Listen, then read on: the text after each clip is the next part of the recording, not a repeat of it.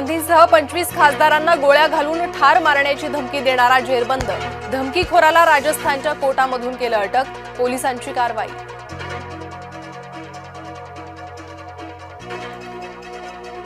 बॉलिवूड नंतर बिश्नोई गँगचा नेत्यांवर डोळा, आता खंडणी वसुलीसाठी भाजप पदाधिकाऱ्याला धमकी।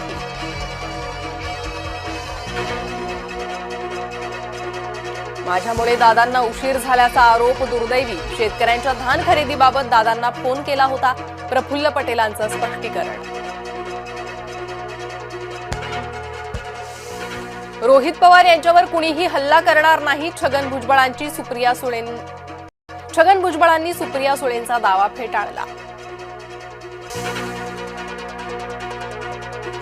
शिंदेंच्या महापौर पदावर भाजपचा डोळा, मुंबई वगळून इतर ठिकाणी मागणार 1.25 वर्ष महापौरपद। भिवंडीच्या राजकारणात काँग्रेस सतर्क, भाजपाचा पाठिंबा न घेणार ना देणार, काँग्रेसच्या राज्य नेतृत्वाची भूमिका। बडनेरा वस्तीत बोगस डॉक्टरांचा पर्दाफाश, स्टिंग ऑपरेशन करत बोगस डॉक्टरांचं बिंग फोडलं, अनेक औषधं आणि शस्त्रक्रियेचं साहित्यही केलं जप्त।